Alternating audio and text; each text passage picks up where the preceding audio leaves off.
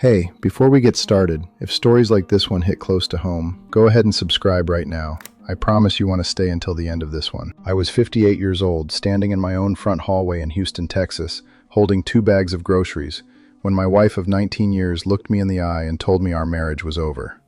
No build-up, no argument, just those words, flat and cold, like she'd rehearsed them in the car on the way home. My name is Bradley, and I want to tell you, I had trusted Alexis so completely that thinking about it later actually embarrassed me.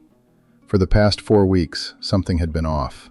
She started carrying her phone face down everywhere. She came home late with vague explanations. When I asked simple questions, where she'd been, who she'd talked to, she gave me this dead smile, the kind you give a stranger you're too polite to dismiss. I noticed all of it. I just didn't want to name it yet. While you're listening, share in the comments which country you're watching from, and let's continue. When she said those words in the hallway, my first instinct was to yell, to demand an answer right there. But I heard my late father's voice in the back of my head. He told me once, a long time ago, never to make a big decision while you're angry. So I didn't yell. I set the groceries down on the kitchen counter. I told Alexis I needed some air. And while she stood there in the hallway, probably expecting a fight, I walked to my home office, sat down, and opened the door camera app on my laptop. I started scrolling back through the footage, night by night, looking for the exact moment things changed. I didn't have to look long. The 12:16 clip stopped me cold. There was Alexis, standing at the edge of our driveway in the dark, wearing the jacket she'd told me she lost at work. A black SUV was idling at the curb. A man got out. Broad shoulders, expensive coat, moved like someone used to getting what he wanted. He walked straight to her. I watched him hug my wife, then reach into his jacket and pull out a small box. He slid a ring onto her finger right there in front of my house, under the porch light I'd installed myself. Then he kissed her. Not a quick kiss. The kind that told me everything I needed to know about how long this had been going on.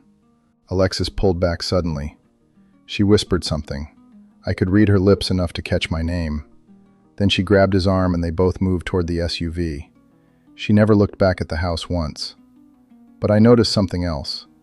In the passenger seat, sitting low, face half turned toward the porch. I had to zoom in to be sure, but I was sure. That was Alice, Alexis's sister. I sat back from the screen and just breathed for a second.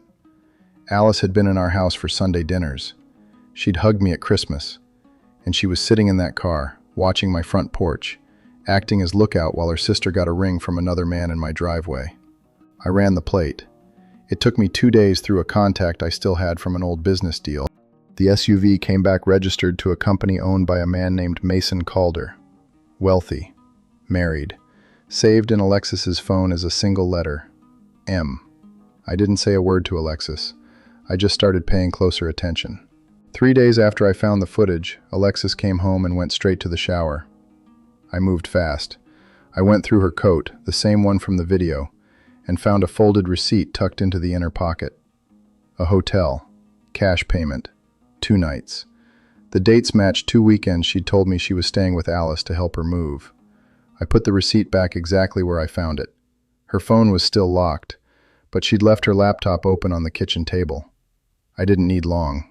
Her messages with Mason were right there. They talked about an apartment he was going to set up for her after the divorce. There was a deadline, her word, not mine, for when she needed to have the paperwork started. And she kept referring to money she called our escape fund, like the two of them were building something together. Then I went to check our shared filing cabinet, the folder that held our bank statements, the house documents, and records from an old joint investment account. Gone. I pulled up our bank portal instead. What I found there took me a few minutes to fully process. Alexis had been moving money out of our joint accounts for months. Small transfers, never more than $400 at a time, spread across different days so nothing triggered an alert. Added up, it was just over $31,000. Later, much later, Alice would admit that she'd been the one coaching Alexis through the whole thing. She told her to move fast, file first, and hide the transfers better next time. Next time. Like this was something Alexis might need to know for future use. I closed the bank portal and sat very still at the kitchen table. The shower was still running down the hall. I had maybe 4 minutes. I took out my phone and started photographing every screen. The next morning, I made breakfast like nothing was wrong. Eggs, toast, coffee. Alexis sat across from me scrolling her phone, giving me that flat smile when I handed her the mug. I smiled back. I was getting better at that. She said she had to run an errand and grabbed her purse too fast. The purse caught the edge of the counter, and a key skipped across the tile floor and landed near my foot. She didn't even notice. She was already checking her phone as she walked toward the door. I picked up the key after she left. Small, silver, attached to a plastic tag printed with the name of a self-storage facility and a unit number. It took me about 40 minutes to find the facility. It was a self-storage place near the Galleria, the kind that stays open late and doesn't ask many questions. Her locker was in the back row on the second floor. When I opened it, I stood there for a moment just taking it in. There were contracts, printed emails, photographs, a small stack of gifts still in their store bags with tags on them, things Mason had given her. And underneath all of that, a manila envelope with apartment lease papers. The lease was in Alexis's name, but the deposit payment traced back to a Shell LLC connected to Mason's company. One of the photographs stopped me. It was taken outside a wine bar in Houston. Alice was in it, handing Alexis a thick envelope. Based on the date printed in the corner, it was 2 weeks before Alexis started draining our accounts. My father's voice again. "Stay calm. Don't move until you're ready." I took out my phone and copied everything. Every page, every photo, every contract. Then I locked the unit, drove home, and started making calls. Mason's paperwork told a story he definitely hadn't shared with Alexis. According to the contracts in that locker, the apartment was a short-term setup, 6 months, with an option that only Mason controlled. The financial arrangements ran through the LLC. Nothing was in his personal name. And there was no mention anywhere of him leaving his wife Valerie or restructuring his personal assets. Alexis believed she was his next chapter. The papers said she was a contingency he could walk away from without losing a dollar of his real money. There was one receipt that really dug in. The ring, the one he'd slipped on her finger in my driveway. The ring she was probably wearing right now had been purchased using a wire from one of the joint accounts Alexis had been quietly draining for months. Mason had used my wife's stolen money to buy her a ring, and she had no idea. I sat on that for 1 full day. Then I found a public listing for Mason's primary residence in the Memorial area and looked up his wife, Valerie Calder. I found a professional email through her business, a small interior design firm she ran out of a studio in Midtown Houston. I wrote her a short message. I told her I was the husband of a woman named Alexis and that I had documentation she needed to see. She replied in under an hour. We met at a diner off Westheimer 2 days later. I brought a folder with a small selection of the key documents, enough to make it undeniable without overwhelming her. Valerie sat across from me, read through it slowly, asked 2 quiet questions, and then closed the folder. She didn't cry. She didn't raise her voice. She thanked me, picked up the folder, and put it in her bag. I respected her for that. Valerie called me the following evening.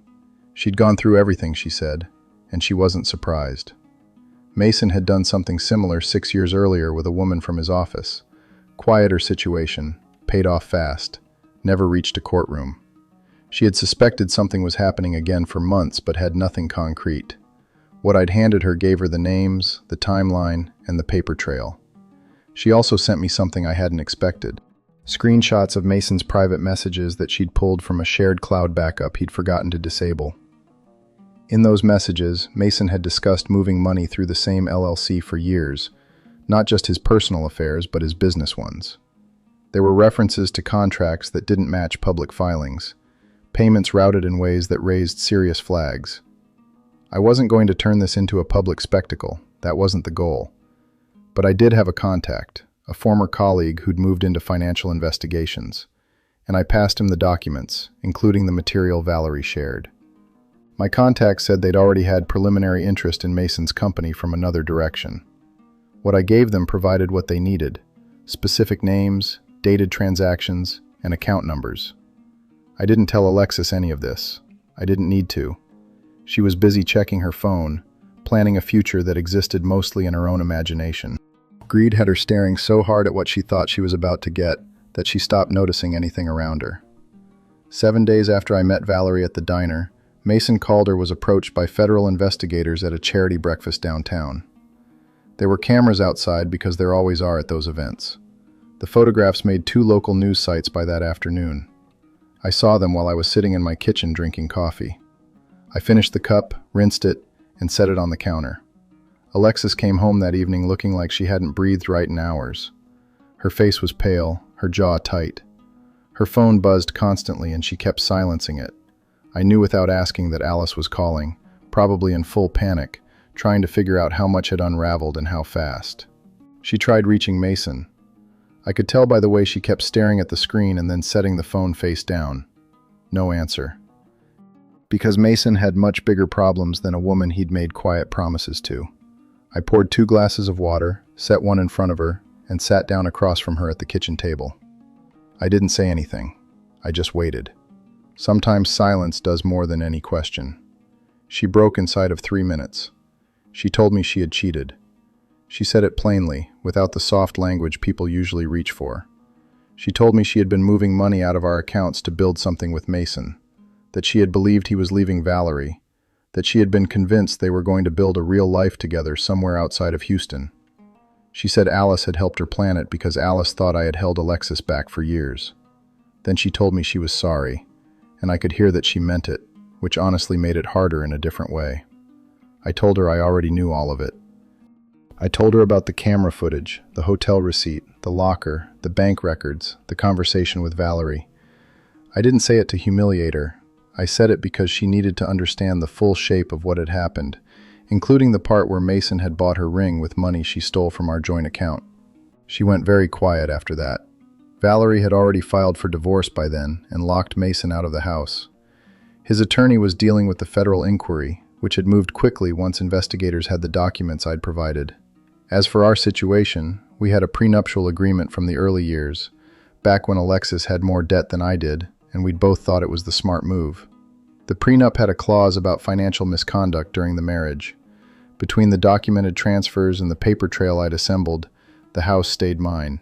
The joint accounts were frozen pending the legal process, but my attorney was confident about the outcome. The divorce was finalized 11 weeks later. It was quiet, no courthouse drama. Alexis signed the papers and moved in with Alice temporarily. I heard later that Alice had also lost her job around the same time. Apparently she'd been using her work email for some of the planning conversations, and her employer found out. On the last day of the process, Alexis asked me why I hadn't confronted her the moment I found the camera footage. I told her the truth. I said I wasn't trying to catch her. I was trying to understand the whole picture before I acted on any of it. And once I understood it, I let the facts do what facts do. She nodded slowly, like she was working something out. Then she walked out, and I closed the door behind her. I stood in the hallway alone, the same hallway where she'd told me the marriage was over, and for the first time in months, the house felt like mine again. Would you have waited for the full picture like I did, or handled it differently the moment you found that footage? Drop your answer in the comments. And if this story hit you, hit like and subscribe. It keeps these stories coming.